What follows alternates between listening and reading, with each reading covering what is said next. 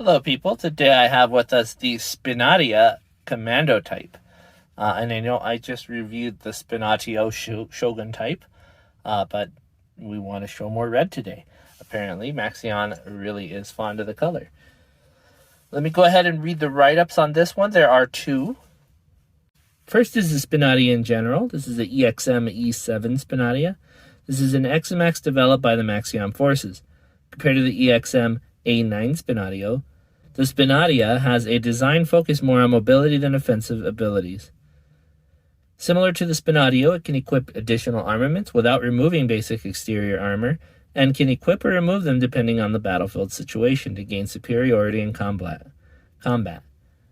It overwhelms the enemy units with its extraordinary mobility and swiftly takes over battlefields.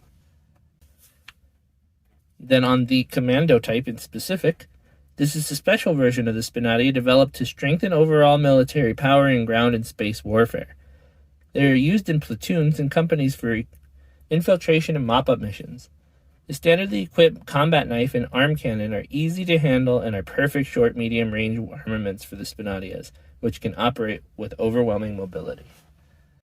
Now, of course, you don't see those yet, but I will equip them onto her. Similar to the Army type, this one is a very militaristic, like modern-style military-looking unit when it is fully equipped. But as of right now, you just see the base Spinatia as she is. I'm going to go ahead and put on her armor, and you will see what I mean. Now, as you see, with the shoulder armor, the arm cannon, the standard army weapons of the shield and knife, the pouches here, the front plate on the crotch, and the rear armor also has pouches as well. She does look like a modern military equipped with lots of packs and equipment. I do sort of wish that she had an additional weapon, like say the gun from the Army type. It's not too much to want on top of this weapon here. I do like this one, but I think a handheld pistol or something like that would have been a nice inclusion as well. And as you see, this very nice red, it is very bright, looks very good on the Spinatia, and it does complement, of course, her normal colors. I don't see this one operating in platoons, but I do see this one leading the Spinatia Army types. I could see that, or being a backup for them. So the Spinatia Army types would rush in. This one would do the cleanup, like it said, cleanup and infiltration. I think that would be a perfect solution for what she does. Now, I wouldn't say this one is my favorite of the Spinatias yet. I think this one actually has the nicest looking overall tone, but I think I really like the Reaper type most, and I think that one comes with the most options as well.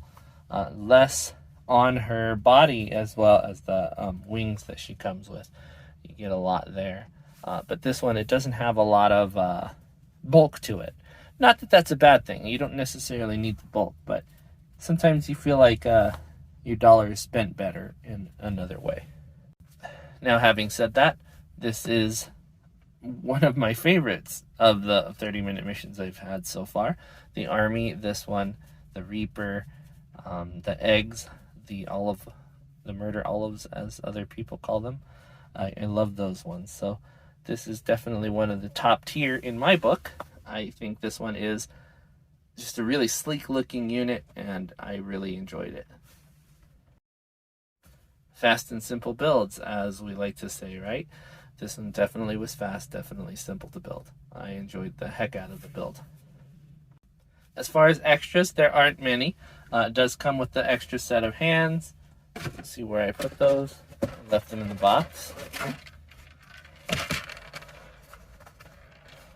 You get the extra set of open hands, and the offset of the holding hand for one side. You get the smaller shoulders, you get this connector here, and you get a couple other connectors here. You get two of these. Now, I have done an articulation check on one of these before. I will link it into the description so you can see that. I do want to make sure that you guys can see what these things can do. These are very flexible units, and you can pose them in quite a lot of ways. And the armor doesn't even stop them from doing what they would need to do. I say that as it comes off. Let's go ahead and put this back on, and I will show you what I mean there. Let's see. Fold that up. You can see her mobility is not diminished in any way. Same with her arms. Those shoulder armors do not stop her from doing what she would need to do.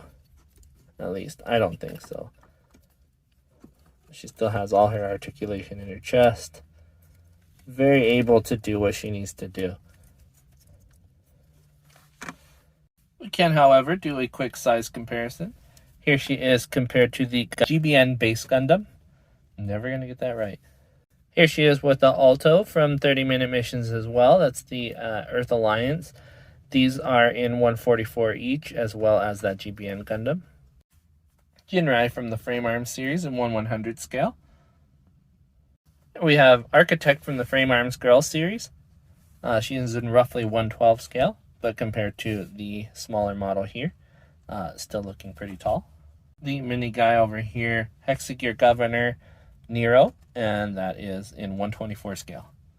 Last but not least, my Master Grade Gundam Alex, and of course he is in 1/100 scale and is naturally bigger than she is by quite a lot. So with that out of the way, my thoughts on this one are, if you're looking for something really fun, easy, and still looks Gundam-esque, this one is definitely one that you might want to try. If you're looking for something you can pose quite a bit right out of the box, this is one that you'd want to try. If you like something with a really solid color scheme, this is also one you might be willing to try. I really enjoyed the fast build.